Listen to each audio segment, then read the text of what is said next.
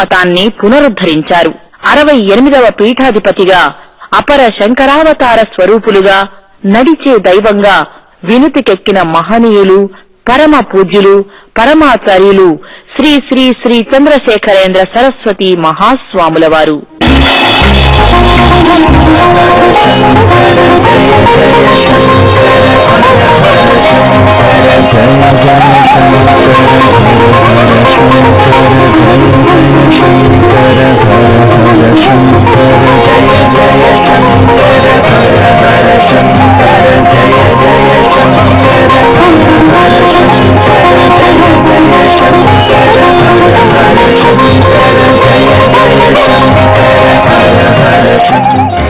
పూర్ణాయుష్కులై వర్ధిల్లిన పరమాచార్యులకు శిష్య పరంపరగా 69వ పీఠాధిపతి శ్రీ శ్రీ శ్రీ జయేంద్ర సరస్వతి స్వామివారు, 70వ పీఠాధిపతిగా శ్రీ శ్రీ శ్రీ శంకర విజయేంద్ర సరస్వతి స్వామివారు కొనసాగుతున్నారు. అయితే శ్రీ పరమాచార్యుల ఆశీస్సులతో పరమాచార్యులతో నియమించబడిన ఈ ఇరువురు పీఠాధిపతులు గురుభక్తితో సద్గురువులను సర్వులు సర్వదా సేవించుకోవాలనే మహోన్నత ఆశయంతో నిర్మించిన అద్భుత శిల్పకళా కట్టడం పవిత్రమైన మణిమండపం. తమిళనాడు రాష్ట్రంలోని కాంచీపురానికి సుమారు 6 కిలోమీటర్ల దూరంలో ఉంది ఈ మణిమండపం.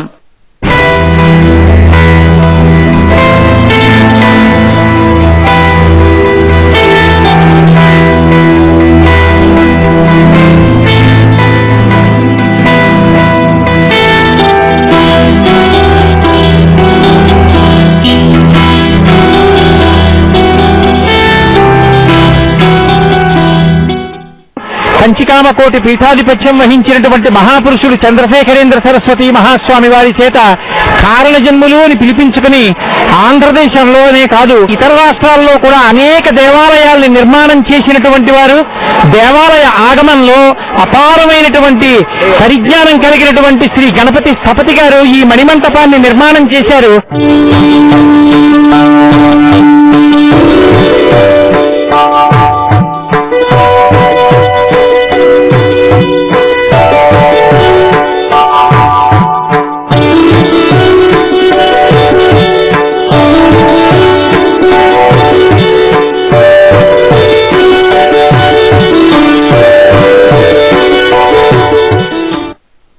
ఆద్యంతం ఆధ్యాత్మిక శోభను ఇనుమడింప చేసుకున్న ఈ మణిమండపాన్ని సుమారు 10 ఎకరాల విస్తీర్ణంలో అహర్నిశలు శ్రమించి నిర్మించారు. పూర్తి రాతి కట్టడంగా శిల్పించి మలచిన శిల్పాచార్యుల శిల్పకళా చాతుర్యానికి ఈ మణిమండపం మరపురాని మనోహరమైన దృశ్యరాజం, భావితరాలకు అందించిన మరొక సుందర తేజం.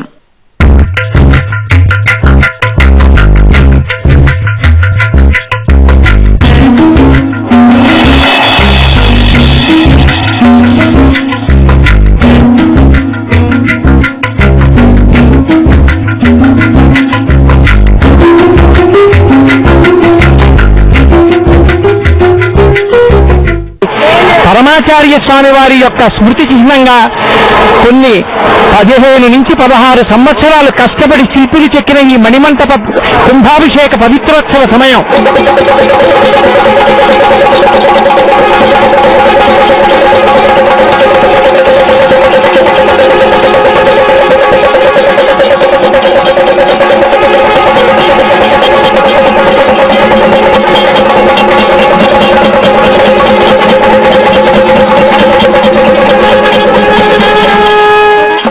శంకరమఠం ప్రాంగణంలో కంచి పరమాచార్యులైన శ్రీ శ్రీ శ్రీ చంద్రశేఖరేంద్ర సరస్వతి మహాస్వామి నెలకొన్న ఈ మణిమండపానికి శ్రీ జయేంద్ర సరస్వతి స్వామి ఆధ్వర్యంలో ఆగమ శాస్త్రోక్తంగా మహాకుంభాభిషేకం జరిగింది.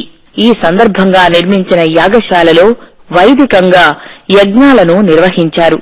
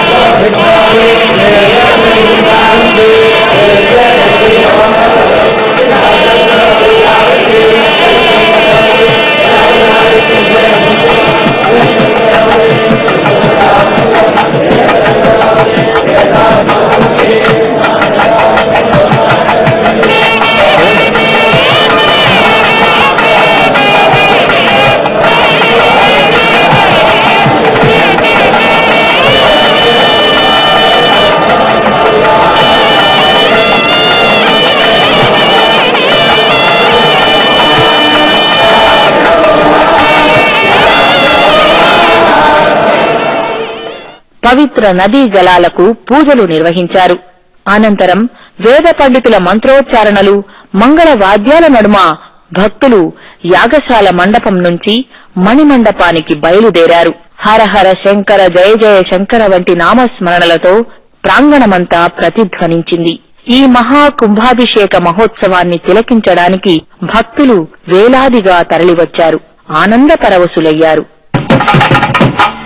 హర హర శంకర జయ జయ శంకర, హర హర శంకర జయ జయ శంకర, హర హర శంకర జయ జయ శంకర, హర హర శంకర జయ జయ శంకర, హర హర శంకర జయ జయ శంకర, హర హర శంకర.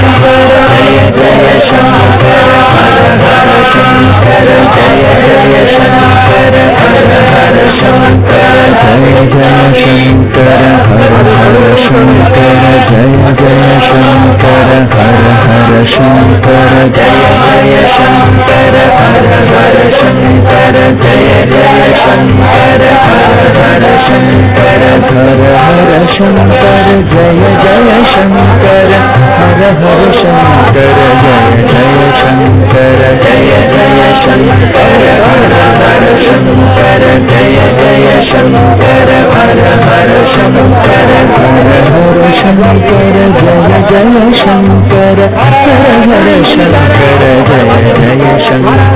जय जय शंकर हर हर शंकर जय जय शंकर हर हर शंकर हर हर शंकर हर हर शंकर हर हर शंकर हर हर शंकर जय जय शंकर हर हर शंकर जय जय शंकर हर हर शंकर जय जय शंकर हर हर शंकर जय जय शंकर हर हर शंकर जय जय शंकर.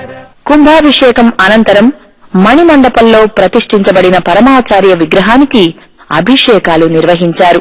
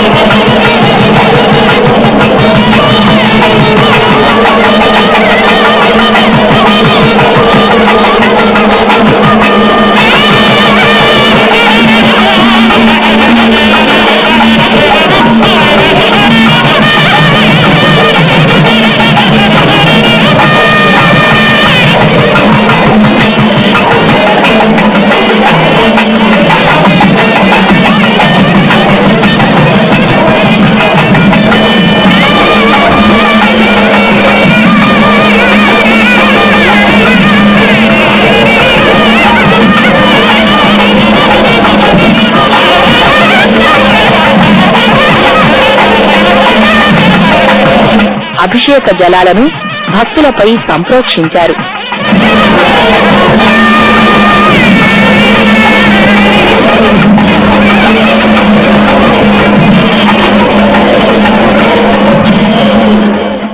మరొక వైపు మండపం ప్రాంగణంలో శ్రీ కామాక్షి అమ్మవారికి కుంకుమ పూజలు అంగనల సమాహారంగా అంగరంగ వైభవంగా జరిగాయి.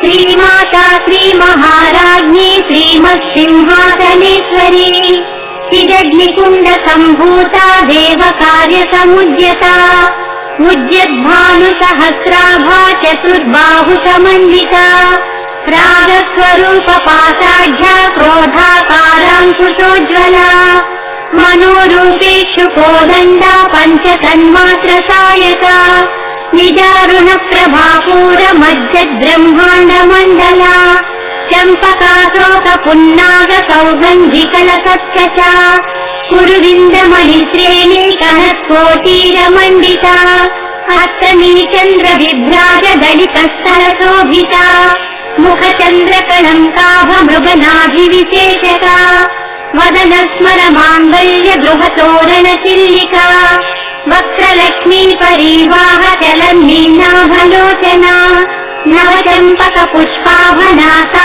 దండ విరాజితా తారాకాంతి తిరస్కారి నాసాభరణ భాసురా. బ్రహ్మశ్రీ చాగంటి కోటేశ్వరరావు గారు శ్రీ శంకర విజయేంద్ర సరస్వతీ స్వామివారి ఆదేశానుసారం మణిమండప నిర్మాణ విశేషాలను, కామకోటి పీఠం యొక్క గురు పరంపరను, శిల్పకళా వైభవాన్ని విచ్చేసిన భక్తులకు విపులంగా తెలియజేశారు. ఇక్కడ చిత్ర రూపంలో గోడ మీద అత్యద్భుతంగా ఇచ్చారు. ఆ గురు పరంపర ప్రారంభం ఆ మొట్టమొదట పైనుంచి చూసినప్పుడు ఆ మొట్టమొదటి మధ్యలో పడుకున్నవారు నారాయణం. ఆ నారాయణమూర్తితో ప్రారంభమైన గురు పరంపర ఆ పక్కకు వచ్చేటప్పటికి పద్మభువం అంటే చతుర్ముఖ బ్రహ్మగారు. చతుర్ముఖ బ్రహ్మగారి తర్వాత వచ్చినటువంటి వారు వశిష్ఠుల వారు. వశిష్ఠుల వారి యొక్క కుమారుడు తర్వాత గురు పరంపరలో శక్తి మహర్షి. శక్తి మహర్షి యొక్క కుమారుడు పరాశర మహర్షి. పరాశర మహర్షి యొక్క కుమారుడు వ్యాస భగవానుడు. వ్యాసోత్తిష్టం జగత్సర్వం అని పేరు. ఆ మహానుభావుడే 18 పురాణములను, బ్రహ్మసూత్ర భాష్యాన్ని, మహాభారతాన్ని అన్నిటినీ అందించిన వారు. ఆ వ్యాసుని యొక్క కుమారుడు శుకబ్రహ్మ భాగవత ప్రవచనాన్ని వారం రోజుల పాటు పరీక్షిత్ మహారాజుకి చేసి లోకాన్నంతటినీ తరింపచేసినటువంటి మహావిరాగి. ఆ శుక మహర్షి యొక్క శిష్యులు గౌడపాదులు. ఇక్కడి వరకు కుమారులు గురు పరంపరలో వచ్చారు. శుక మహర్షి తర్వాత వచ్చినటువంటి వారి కుమారులు కారు, ఆత్మజులు, శిష్యులు కనుక. శుక మహర్షి యొక్క శిష్యులు గౌడపాదాచార్యుల వారు. గౌడపాదాచార్యుల వారి యొక్క శిష్యులు గోవింద భగవత్పాదాచార్యుల వారు.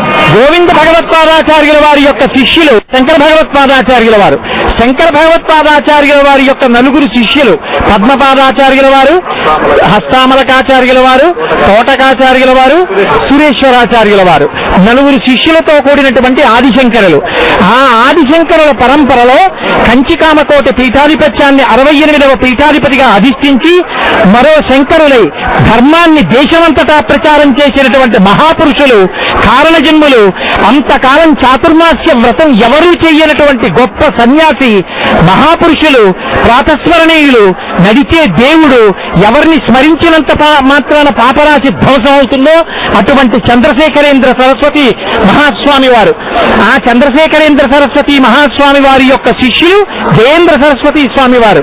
వారి శిష్యులు శంకర విజయేంద్ర సరస్వతి స్వామి వారు. గురు పరంపరని మనం ఇలా కళ్ళతో చూడగలగడం మన అదృష్టం. అటువంటి పరమపావనమైనటువంటి ఈ ప్రదేశంలో నదీ తీరంలో ఆయన యొక్క ప్రియతమ శిష్యులైనటువంటి గణపతి స్థపతి గారు కొన్ని వందల మంది శిల్పులు ఆ రాత్రనక పగలనక కష్టపడి నిర్మించినటువంటి ఒక అత్యద్భుతమైనటువంటి కళాఖండమే ఈ మణిమంటపం.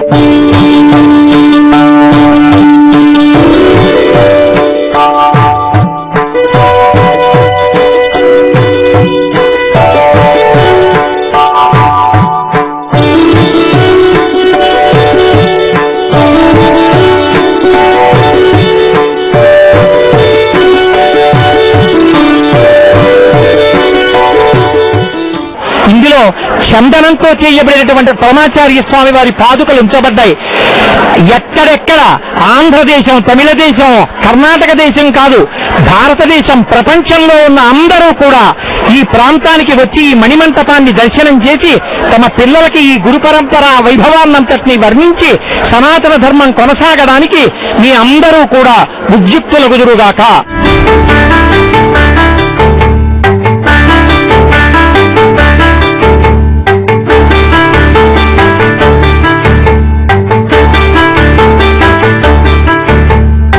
ఇక్కడే సమీపంలో బ్రహ్మపురీశ్వర స్వామి వారి దేవస్థానము అని ఒక దేవాలయం. అక్కడ చాలా కాలం పాటు చంద్రశేఖరేంద్ర సరస్వతి మహాస్వామి వారు కాలం గడిపారు. అక్కడ బ్రహ్మగారు యజ్ఞం చేస్తే ఆ యజ్ఞం చేసిన హోమకుండంలోంచి కాంచీపురంలో వేయించేసి ఉన్నటువంటి శ్రీ వరదరాజస్వామి వారు ఉద్భవించారు అని. అందుకే ఈ కాంచీపుర ప్రాంతమునందు ఇవ్వబడేటటువంటి పాయస ప్రసాదం కోసమే దశరథ మహారాజు గారు సంతానార్థి అయి కాంచీపుర దర్శనం చేసి మనందరం కూడా ఏ నామం చెప్తే తరించిపోతున్నామో అటువంటి రామచంద్ర ప్రభువుకి జన్మనివ్వగలిగాడు అని స్థల పురాణంలో చెప్పబడింది. అదిగో ఆ బ్రహ్మపురీశ్వర దేవాలయం నుంచి ప్రత్యేకంగా వచ్చినటువంటి ప్రసాద రూపమైన మరుమాలని అక్కడ ఉన్నటువంటి దక్షిణామూర్తికి అలంకారం చెయ్యబడినది. దేశం నలుచెరగుల ధర్మ ప్రచారం చేసిన పరమాచార్య, ఆ పరంపరలో వచ్చిన అపర శంకరులు చంద్రశేఖరేంద్ర సరస్వతి మహాస్వామి, ఆ పరంపరలోని వారు శంకర విజయేంద్ర సరస్వతి స్వామి గారు.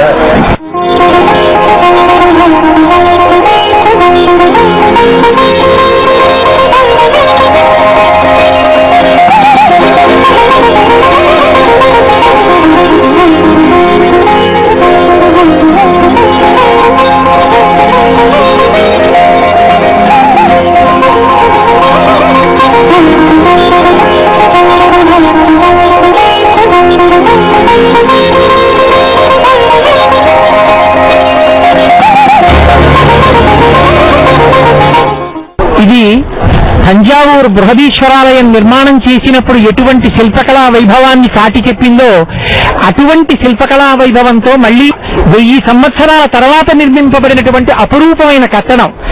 ఈ కట్టడాన్ని తయారు చేసేటప్పుడు సిమెంట్ కానీ ఇనుము కానీ ఏమీ వాడలేదు. కేవలం ఒకే రకమైనటువంటి రాతిని మాత్రమే వాడారు. అటువంటి రాతితో కట్టబడినటువంటిది పురుషజాతి దేవాలయము అంటారు. పైగా ఇది పరమాచార్య స్వామి వారి యొక్క శతాధిక సంవత్సర జీవితాన్ని సూచిస్తూ 3 అడుగుల ఎత్తులో నిర్మింపబడినటువంటి ప్రాకారం. గణపతి స్థపతి గారు అత్యద్భుతంగా నిర్మాణం చేశారు. ఇది తంజావూరులో బృహదీశ్వరాలయం ఎలా ఉంటుందో చోళ శిల్పకళా వైభవంలో ఆనాడు ఎటువంటి నిర్మాణం చేశారో అటువంటి నిర్మాణ వైభవాన్ని మళ్లీ 1000 సంవత్సరముల తర్వాత అత్యద్భుతంగా తీసుకొచ్చి కాంచీపురంలో ఈ నిర్మాణం జరిగింది.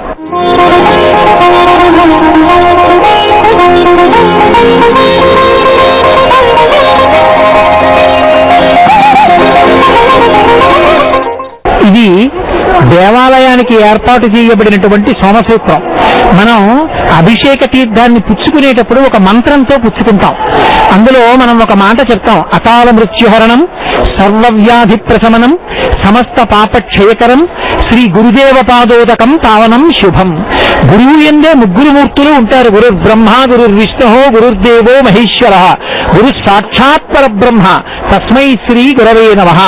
అటువంటి గొప్ప గురుస్వరూపం చంద్రశేఖరేంద్ర సరస్వతి మహాస్వామి వారికి లోపల చేయబడినటువంటి అభిషేక తీర్థాన్ని ఈ సోమసూత్రంలోంచి పట్టి భక్తులందరికీ ఇవ్వడం కోసం ఏర్పాటు చేయబడినటువంటి ఒక చక్కటి అద్భుతమైన శిల్పకళా విన్యాసం.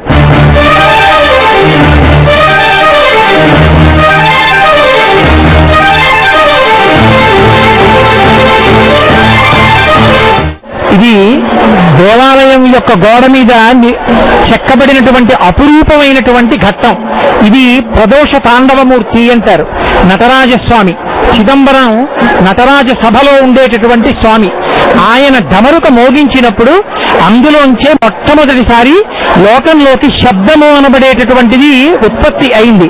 ఆ శబ్దము నుండే ఇవాళ ఇంత వాంగ్మయం అంతా కూడా వచ్చింది.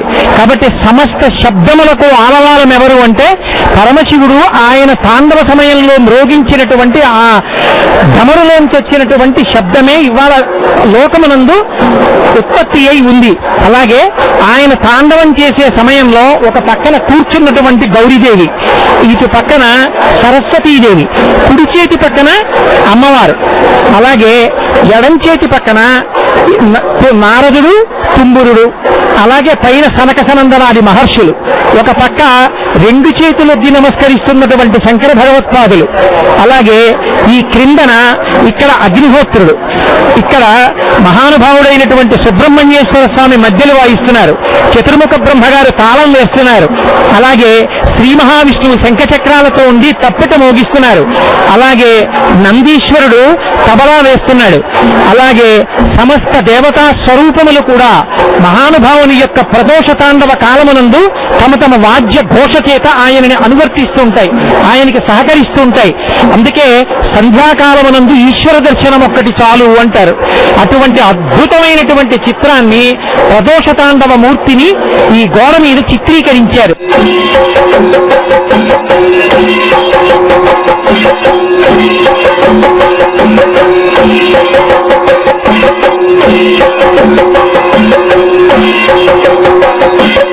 జగద్గురు పరంపరలో వచ్చినటువంటి మహాస్వామి కంచికామకోటి పీఠాధిపతులు 68వ పీఠాధిపతి అయినటువంటి చంద్రశేఖరేంద్ర సరస్వతి మహాస్వామి వారికి పూజలో సమర్పింపబడేటటువంటి రాజోపచారాలలో సాధారణంగా మనం గజాన్నారోహయామి, అశ్వాన్నారోహయామి, రథాన్నారోహయామి అని నోటితో మంత్రం చెప్తాం, అక్షతలు సమర్పిస్తాం.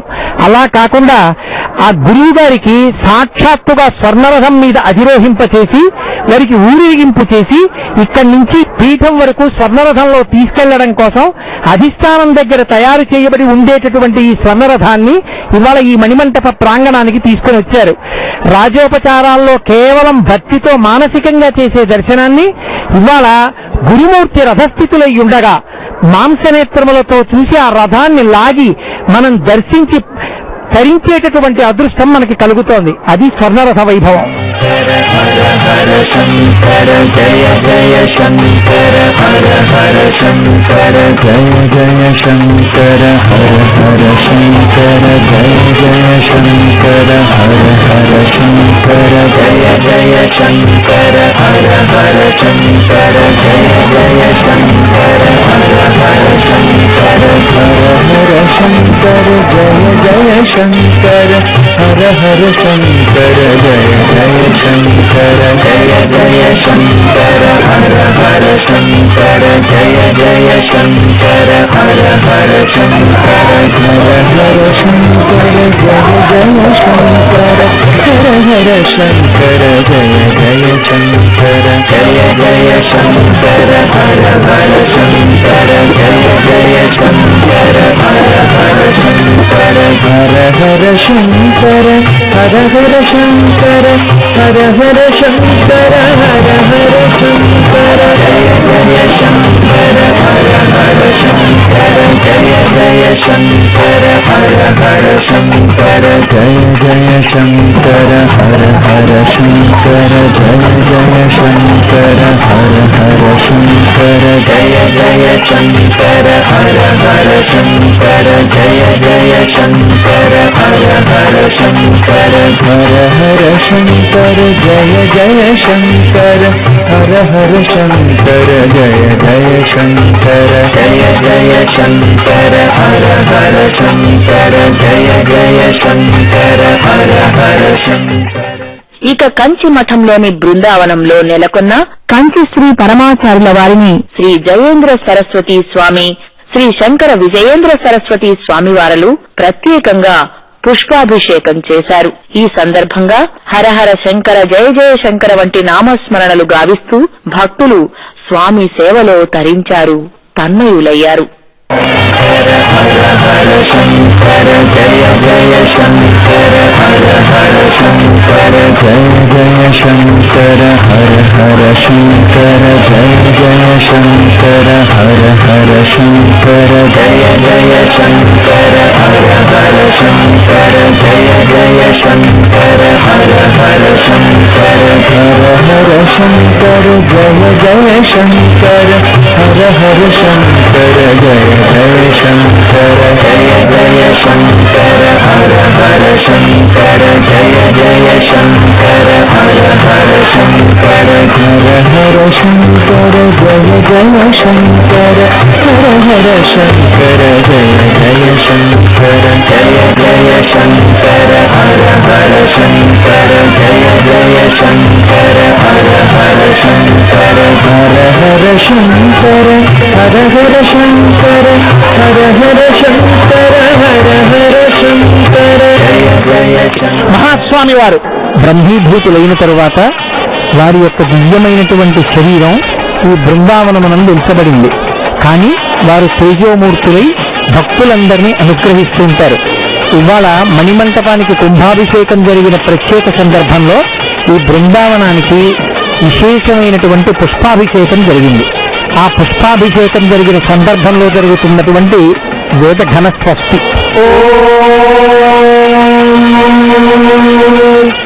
ఇది కృష్ణాదినం కృష్ణాదినమితి కృష్ణాదినమవావ కృష్ణాదినమితి కృష్ణాదినమవ కృష్ణాదినమవావ కృష్ణాదినం కృష్ణాదినమవధోలోతి ధోలో సర కృష్ణాదినం కృష్ణాదినమవధోలోతి కృష్ణాదినమితి కృష్ణ అధీనం అవధోలోతి ధోలాత్యవావధోలోతి మజిమే ధోలాత్యవావధోలోతి మే ధోలోతి మజిమే ధోలోతి ధోలోతి మ ఏవైదే మే ధోలోతి ధోలోతి మ ఏవా ఇమ ఏవైదేమ ఇమ ఏవాస్మా అస్మా ఏవేమ ఇమ ఏవాస్మై ఏవాస్మా అస్మా ఏవైవాస్మై లోకా లోకా అస్మా ఏవైవాస్మై లోకా అస్మై లోకా లోకా అస్మా అస్మై లోకా ప్రీతా ప్రీత లోకా అస్మా అస్మై లోకా ప్రీతా లోకా ప్రీత ప్రీత లోకా లోకా ప్రీత అభీష్ట అభీష్ట ప్రీత లోకా లోకా ప్రీత అభీష్ట ప్రీత అభీష్ట అభీష్ట ప్రీత ప్రీత అభీష్ట భవంతు భవంత్యభీష్ట ప్రీత ప్రీత అభీష్ట భవంతు. శ్రీ గురుభ్యో నమః. చంద్రశేఖరేంద్ర సరస్వతి మహాస్వామి వారు కంచికామకోటికి 68వ పీఠాధిపతి. వారు ప్రాతస్మరణీయులు. వారి సన్యాస స్వీకారం ఏదో ముందుగా ఒక ప్రణాళిక ఏర్పాటు చేసుకుని స్వీకరించినది కాదు. 13వ ఏట తన పెద్దమ్మగారి కుమారుడైనటువంటి వ్యక్తి ఇక్కడ కంచికామకోటి పీఠాధిపతిగా ఉన్న రోజుల్లో ఒక్కసారి వారి దర్శనం చేసుకుని వెళ్ళాలి అని చెప్పి వాళ్ళ అమ్మగారితో కలిసి 13వ ఏట స్వామినాథన్ అనేటటువంటి పూర్వాశ్రమ నామం కలిగినటువంటి స్వామివారు ఈ కాంచీ పట్టణానికి వచ్చి కుమారకోష్టంలో స్నానం చేశారు. అనుకోకుండా కామకోటి పీఠం నుంచి ఒక గుర్రబండి వచ్చింది. ఆ గుర్రబండి ఎక్కించి ముందు ఈ స్వామినాథన్ అన్న 13 సంవత్సరాల పిల్లవాడిని తీసుకెడుతూ ఆ బండి తోలుతున్న వ్యక్తి అన్నాడు, ఇక నువ్వు తిరిగి ఇంటికి వెళ్ళవయ్యా, ఎందుచేత అంటే నీకు కామకోటి పీఠాధిపత్యం ఇస్తున్నారు, సన్యాసాశ్రమ స్వీకారం చెయ్యాలి అన్నాడు. 13 ఏళ్ల పిల్లవాడు ఆయనే చెప్పుకున్నారు, అమ్మ పెట్టిన సద్దన్నం తినడం అలవాటైన నేను ఒక్కసారి కామకోటి పీఠాధిపతిని అవుతున్నాను అన్న మాట ఆ బరువు తట్టుకోలేక ఏం చెయ్యాలో అర్థం కాక గుర్రబండిలో బోరగిలా పడుకుని తనకి ఆ సమయంలో జ్ఞాపకం వచ్చినటువంటి శ్రీరామనామాన్ని గట్టిగా చెప్పుకుంటూ మననం చేసుకున్నారు. ఆ రామనామం యొక్క వైభవం ఏమిటో 13 సంవత్సరాల వయస్సు కలిగినటువంటి పిల్లవాడు పీఠాధిపత్యానికి సంబంధించి ఏమీ తెలియనటువంటి వారు తనకి ఆ విషయాల గురించి పరిచయం చేయడానికి పైన గురువు గారి శరీరాన్ని విడిచిపెట్టేసినటువంటి రోజులు. అటువంటి సమయంలో కంచికామకోటి వంటి మహోత్కృష్టమైనటువంటి పీఠానికి పీఠాధిపతి అయి ఆనాడు చెప్పుకున్నటువంటి రామనామ వైభవం చేత గొప్ప స్ఫూర్తిని ధృతిని పొంది ఆనాడు సన్యాసాశ్రమ స్వీకారం చేసి మహాతపస్వి అయి తదనంతర కాలమునందు అపర శంకర భగవత్పాదుల వలె భారతదేశం నలుచెరగులా పాదచారి అయి పర్యటించి ధర్మ ప్రబోధం చేసి ఎన్నో దేవాలయాలకి కుంభాభిషేకాలు చేసి పునఃప్రతిష్టలు నిర్వహించి బ్రహ్మచర్యము, గృహస్థాశ్రమము, వానప్రస్థము, సన్యాసాశ్రమము అన్ని ఆశ్రమాలలో ఉండేటటువంటి వాళ్ళు ప్రధానంగా తమ ధర్మాన్ని ఎలా ఆలంబనంగా తీసుకోవాలో, ధర్మానుష్ఠానంలో ఎంత జాగ్రత్తగా ఉండాలో లోకానికి నిరంతరం బోధ చేసినటువంటి వ్యక్తి. పరమాచార్య స్వామి వారిలో ఉన్నటువంటి అద్భుతమైన గుణం, ఒక పక్క దేశ సంక్షేమం కోసం మహాత్మా గాంధీ వంటి ఎందరో రాజకీయ నాయకులతోనూ ఆయన చర్చలు జరిపారు. సంఘ సంస్కరణ కొరకు ఎందరో సంఘ సంస్కర్తలతోనూ చర్చలు జరిపారు. ఒక్కొక్కసారి ప్రకృతి ఉపద్రవాలు సంభవిస్తే వరదలలో చిక్కుకున్నటువంటి ప్రజల్ని, ఆపన్నుల్ని ఆదుకోవడానికి పీఠం తరపున ఆహార పదార్థాల్ని, వస్త్రాల్ని, ఇతర సంభారాల్ని, సామాగ్రుల్ని సరఫరా చేశారు. ధర్మానుష్ఠానాన్ని గురించి ప్రచారం చెయ్యవలసి వస్తే పాదచారి సన్యాసాశ్రమ నియమాన్ని తూచా తప్పకుండా పాటిస్తూ ఈ భారతదేశమంతటా పర్యటిస్తూ నిస్సంగి, ఎవ్వరితో సంబంధం లేకుండా పరమశివుడి గురించి శివమహిమ్నా స్తోత్రంలో నమో నీధిష్టాయ ప్రియదవదవిష్టాయ చ నమో అని చెప్పినట్టు దూరంగా ఉండేవాడాయనే, దగ్గరగా ఉండేవాడాయనే, వృద్ధుడాయనే, యవ్వనంలో ఉండేవాడాయనే అని శివుడి గురించి చెప్పినట్టే ఇంతమందితో సంఘంలో ఉన్నట్టుగా కనపడిన పరమాచార్య స్వామి నిస్సంగి, ఎవ్వరితో సంఘం లేకుండా అంతర్ముఖత్వంతో గొప్ప తపశ్శక్తితో మౌనాన్ని పాటిస్తూ ఒక పక్క ధర్మ ప్రచారం చేస్తూ అనుగ్రహ భాషణం చేస్తూ ఒక్క మాట మాట్లాడితే కొన్ని కోట్ల మంది హృదయాల్ని కదిపి ధర్మానుష్ఠానం వైపుకు నడిపించారు.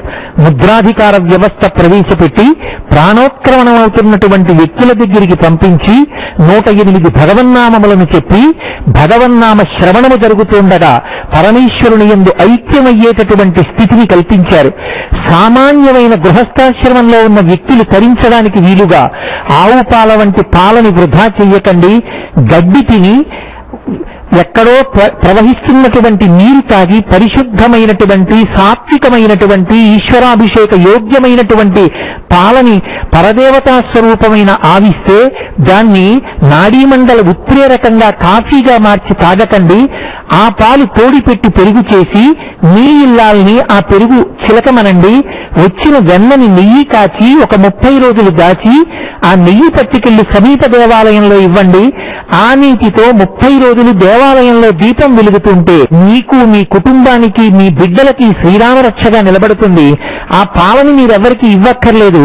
ఆ పాలతో చేయబడిన మజ్జిగ మీరు తాగండి, ఆరోగ్యాన్ని చూసుకోండి అని యువతల ఒక పక్క ఆరోగ్యం గురించి చెప్తూ వేరొక పక్క చిన్ని చిన్ని ప్రక్రియల ద్వారా భగవంతుని యొక్క అనుష్ఠాన బలాన్ని పెంచుకుని చక్కగా ఈశ్వర పదంలో నడవడానికి కావలసినటువంటి హితోపదేశాన్ని చేసేవారు.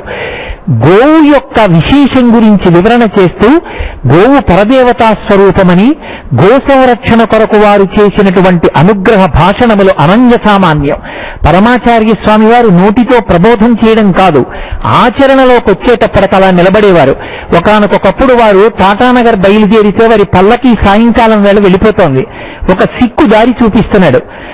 అది దారి తప్పి ఘోరారణ్యంలోకి వెళ్ళిపోయారు. ఆ ఒక రైలు వెడుతున్నటువంటి చప్పుడు విని ఆ లెవెల్ క్రాసింగ్ దగ్గరికి చేరుతున్నారు. కటిక చీకటి, క్రూర మృగాల యొక్క అరుపులు వినపడుతున్నాయి. వెనక పీట సంబారాల్ని మోస్తూ ఒక గుర్రం, కొద్దిమంది పరివారం, ఒక ఆవు, దూడ ఉన్నాయి. పరమాచార్య స్వామి వారి నిబద్ధతకి పరాకాష్ట ఎక్కడ అంటే ఆవు దూడ తాను చూస్తూ ఉండగా పడిపోవడానికి వీల్లేదు, అవి క్రూర మృగముల చేత చెనకబడకూడదని అక్కడ ఆగిపోయిన ఒక గూడ్స్ వ్యాన్ లోకి ఆవుని దూడని ఎక్కించి గుర్రాన్ని బయటపెట్టి దాని తలుపులు వేయించి ఆ గూడ్స్ వ్యాన్ కి తన మేనాన్ని కట్టించి ఆ పల్లకీలో తాను కూర్చున్నారు. ఒకవేళ ఆశపడి వస్తే ముందు గుర్రాన్ని తినేయాలి. గుర్రాన్ని తిన్న తర్వాత కూడా గోవు వాసన చూసి గోవుని తిందామనుకుంటే ముందు తనని తిన్న తర్వాతే ఆవుని దూడని తినాలి తప్ప తన ప్రాణాన్ని నిలబెట్టుకుని ఆవు దూడ తన కళ్ళ ముందు క్రూర మృగాలకి బలైపోతే చూడడానికి మాత్రం ఇష్టపడనటువంటి మహానుభావుడు. ఏదో లోకం తెలుసుకోవాలని ప్రచారం చెయ్యాలనుకుంటే ఒక అర్ధరాత్రి వేళ ఇంత గొప్ప పని చెయ్యక్కర్లేదు. నరాల తాను ఏది చెప్పారో దాన్ని అనుష్ఠించారు. వేదాన్ని ప్రమాణంగా తీసుకుని వేదం ఎలా చెప్పిందో అలాగే 100 సంవత్సరముల పాటు అనుష్ఠించి చూపించి ఈ శతాబ్దపు నిజమైన సన్యాసి అని బౌద్ధమత గురువైనటువంటి దలైలామా చేత కొనియాడబడ్డారు. నడిచే దేవుడు అని కొన్ని కోట్ల మంది చేత ప్రస్తుతి చెయ్యబడ్డారు. ఒక్క అనుగ్రహ భాషణం చేస్తే కొన్ని కోట్ల మంది హృదయాలు కదిపి వాళ్ళని అనుష్ఠాన మార్గంలోకి నడిపారు. అయ్యా మీకేమిమ్మంటారని అడిగితే మీరు నాకు పువ్వులు ఇస్తారు, పళ్ళు ఇస్తారు, అడిగితే ధనం ఇస్తారు, కానీ నాకు ఏమీ వద్దు, మీ ప్రతిరోజు మీకుండేటటువంటి కాలంలో ఒక్క 2 నిమిషాలు నాకు దానం చెయ్యగలరా అని అడిగారు ఒక సభలో. సభలో ఉన్న వారందరూ లేచి మా జీవిత కాలంలో ప్రతిరోజులో 2 నిమిషాలు మీకు ఇచ్చేస్తున్నాం అన్నారు. మీరు నాకిచ్చారు కనుక ఇప్పుడు ఆ 2 నిమిషాల కాలం నాది, నేను చెప్పినట్టు మీరు చెయ్యండి.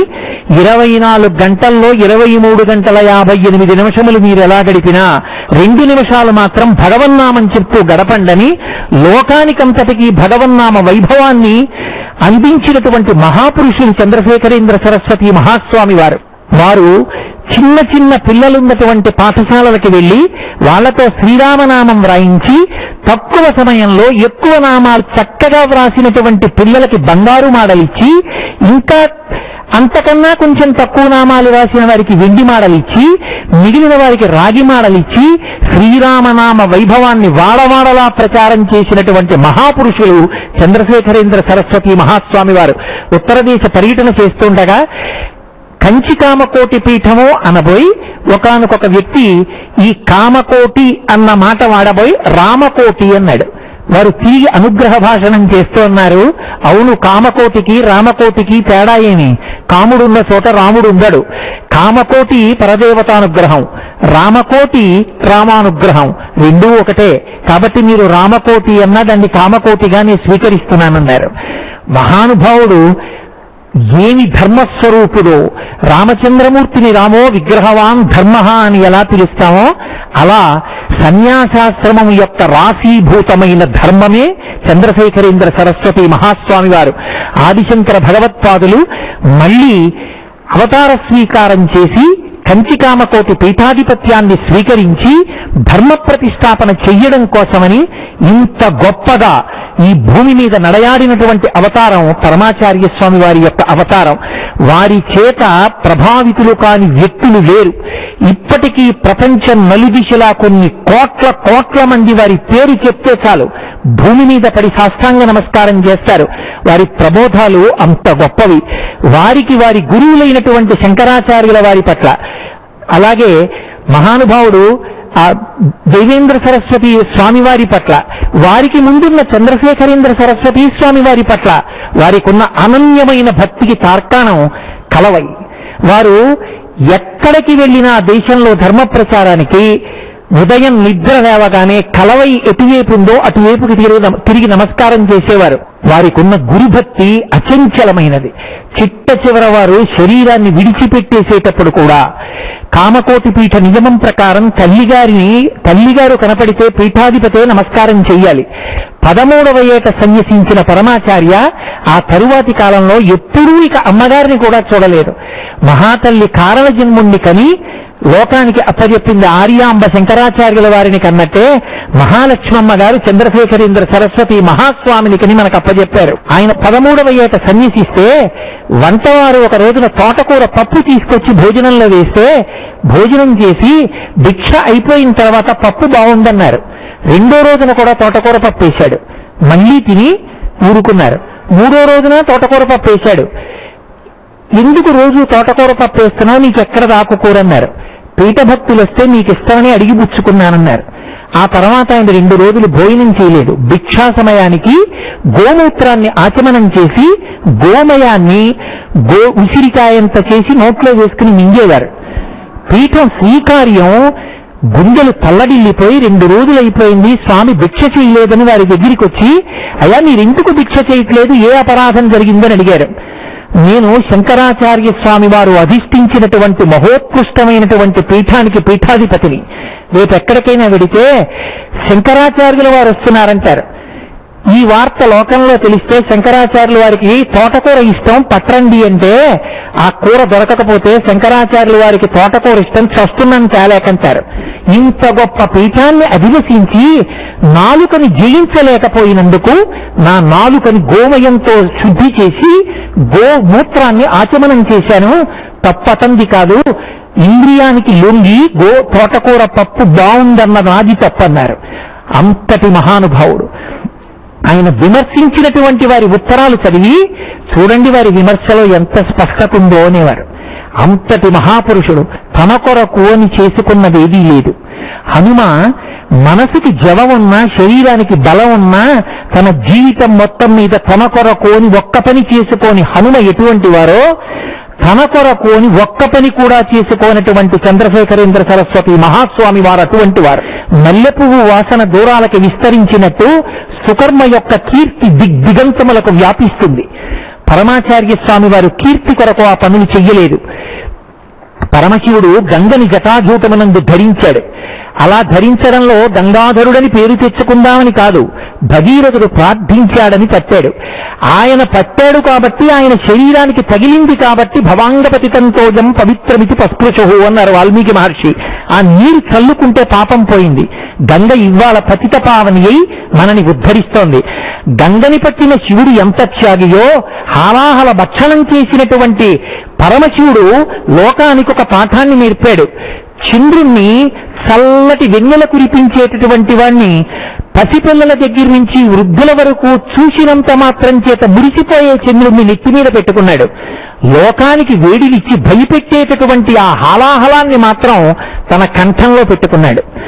గుణాలు ఏమైనా ఉంటే పైకి చెప్పారు, దోషాలు ఎవరి ఎందైనా కనపడితే కంఠంలో పెట్టుకున్నారు తప్ప ఎప్పుడూ పైకి చెప్పి ఎవరి గురించి ఒక్క తప్పు మాట మాట్లాడలేదు. అటువంటి మహాస్వామి వారి యొక్క ప్రబోధాలు రాబో కాలానికి అందాలి. అలా అందాలి అంటే వారికి ఒక అపురూపమైనటువంటి కట్టడాన్ని కట్టి వారి యొక్క గురుభక్తి అటువంటిది.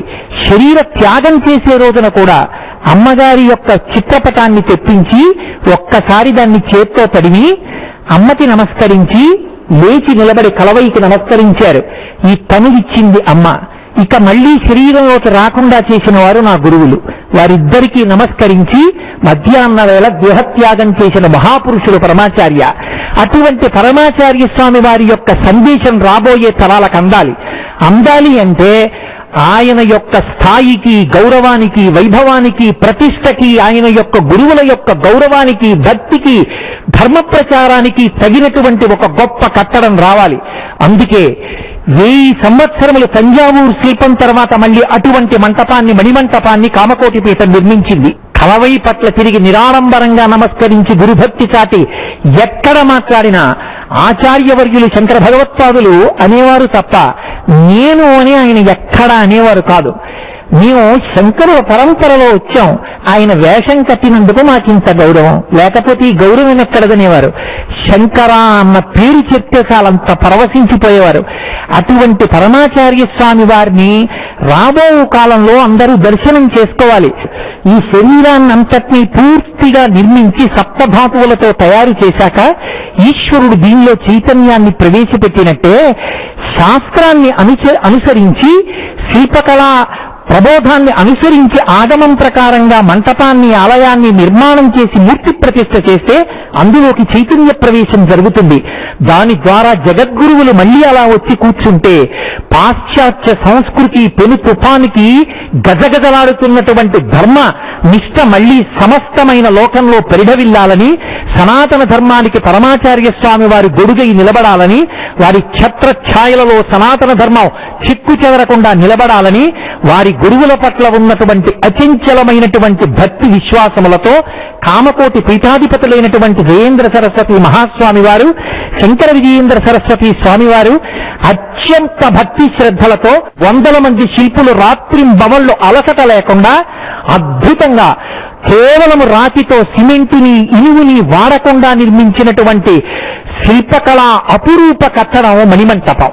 పరమాచార్య ఎంతటి అపురూపమైన వ్యక్తియో అంతటి అపురూపమైనటువంటి మంటపంలో తప్ప వారిని పెట్టడానికి వీల్లేదు.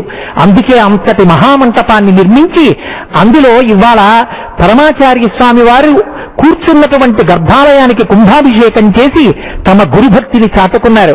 ఒక్కొక్క శిల్పం చెక్కడానికి ఎన్నాళ్లు పట్టిందో మీకు ఒక్క ఉదాహరణ చెప్తాను.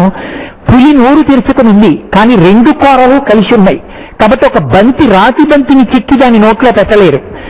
కోరలు కలిసి ఉన్నటువంటి పులి బొమ్మ చెక్కి లోపల నోట్లో కదిలే బంతిని చెక్కారు. అంటే పులి నోరు చెక్కిన తరువాత ఉలిని పెట్టి కదిలే బంతిని చెక్కాలి. ఏమాత్రం తేడా వచ్చినా కోర విరిగిపోయినా మళ్లీ సింహాన్ని చెక్కాలి. అంటే ఒకానొక నాడు రాజులున్న రోజులలో శిల్పకళను అలా పోషించారు. మళ్లీ ఇవాళ మణిమంటపంలో అంత గొప్ప నిర్మాణం. అసలు గురువైభవానికి పరాకాష్ట భగవన్నామ వైభవం ఏమిటో మనకు నేర్పారు పరమాచార్య స్వామి. చంద్రశేఖర చంద్రశేఖర చంద్రశేఖర పాహిమాం, చంద్రశేఖర చంద్రశేఖర చంద్రశేఖర రక్షమాం అని కొన్ని కోట్ల మంది భక్తులు తెల్లవారి లేవగానే ఎలుగెత్తి పలుకుతున్నారు. అటువంటి స్థితికి చేరి నేనున్నాను అని పరమాచార్య ఇంతమందిని రక్షిస్తున్నారు. వారు చెయ్యని పని లేదు. ఏకకాలంలో తిరుప్పావై, తిరువెంబావై రెండిటి మీద వ్యాఖ్యానాలతో సభలు నిర్వహించారు. ఇటు వైష్ణవుల్ని, ఇటు స్మార్తుల్ని ఇద్దరినీ ఆదరించి కూర్చోపెట్టి వేదాంత సభలు నడిపారు. ఎన్ని దేవాలయాలకి కుంభాభిషేకాలు చేశారో వారి యొక్క దూరదృష్టి, వారి యొక్క తపశ్శక్తి అనితర సాధ్యం. వారు శ్రీశైలం వెళ్లారు. శంకరాచార్య స్వామి వారు ఎక్కడ కూర్చుని తపస్సు చేశారో ఆ స్థలాన్ని కనిపెట్టారు. జమ్ముకేశ్వరం వెళ్లారు, ఎక్కడ పంచముఖ శివలింగం లోపల ఉందో కనిపెట్టారు. శ్రీశైలం వెళ్లి కామకోటి పీఠం దగ్గరికి వెళ్లి ఒక కొండ కొమ్ము మీద నిలబడి ఈ కింద తవ్వండి, జ్యోతిర్లింగాన్ని తగిలి వస్తున్నటువంటి అంతర్వాహిని జలం కనపడుతుందన్నారు. ఇప్పటికీ శ్రీశైలం కామకోటి మఠంలో ఆ లోపల తవ్వితే జలాశయం దొరికింది. దాని మీద ఇప్పటికీ తీగలతో ఆచ్ఛాదన మంటపం నిర్మించి కోతులు పక్షులు దాన్ని పాడు చేయకుండా కాపాడుతున్నారు. అలాగే శ్రీకాళహస్తి వెళ్లారు. ఇది అపసవ్యంగా ప్రదక్షిణం చేసే రాహుకేతువులకు సంబంధించిన క్షేత్రం. ఇక్కడ స్థలవృక్షం మహాబిల్వం, కాబట్టి ఇక్కడ మహాబిల్వాన్ని వెయ్యండి అని మహాబిల్వం వేయించారు. కేనోపనిషత్తు ఇక్కడే జరిగింది. ఇక్కడే పరదేవత ఇంద్రాది దేవతలకు ఉపనిషత్తుని చెప్పింది అని చెప్పి కేనోపనిషత్తు చెప్పబడినటువంటి పుణ్యభూమి అని నిర్ణయం చేశారు. వారు తిరగనటువంటి స్థలాలు లేవు, వారికి తెలియని స్థల పురాణం లేదు. అసలు వారి గురించి పెద్దలు ఒక మాట అంటారు, వాకింగ్ యూనివర్సిటీ అంటారు, నడిచి వెళ్లే విశ్వవిద్యాలయం.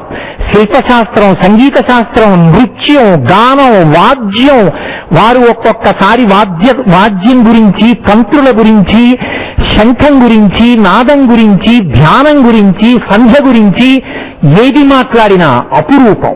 అందుకే వారు మాట్లాడిన మాటలు భగవంతుడే మనుష్య రూపంలో వచ్చి జగద్గురువుగా అనుగ్రహ భాషణం చేశారు.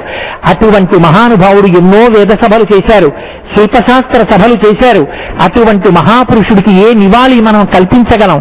ఇవాళ అటువంటి మహాపురుషుని యొక్క స్మృతి చిహ్నంగా, వారి దర్శనం చేసుకోవడానికి వీలుగా, పరమాచార్య పాద సన్నిధిలో ఉన్నామన్న తృప్తి మిగల్చడానికి నిజంగా కామకోటి పీఠాధిపతులైనటువంటి జయేంద్ర సరస్వతి మహాస్వామి, శంకర విజయేంద్ర సరస్వతి స్వామివారు మనకి అందించినటువంటి ఈ అపురూప శిల్ప కళా వైభవానికి, ఈ కట్టడానికి మనం మన జీవితాంతం కృతజ్ఞులమై మనం చెయ్యవలసిన పని పీఠాధిపతుల పడిన ఆర్తి మన పిల్లలకు అందించాలి. కుటుంబాలతో కదిలి వచ్చి మన పిల్లలకి ఆ మంటపం చూపించి ఆ సనాతన ధర్మ వైభవం కొనసాగేటట్టుగా మనం ప్రవర్తించాలి. అదే వారు కోరుకునేటటువంటి కోరిక. మోక్షదాయకమైన కంచి క్షేత్రంలో పరమాచార్యులైన మహాస్వామికి నిర్మించిన మణిమండపం చరిత్రలో మకుటాయమానమై విరాజిల్లుతుంది. అద్భుతమైన ఈ మహామణిమండపాన్ని, శిల్పకళా వైభవాన్ని అందరం దర్శించుకుందాం. ఆధ్యాత్మిక ఆనందాన్ని, అలౌకిక అనుభూతిని సొంతం చేసుకుందాం.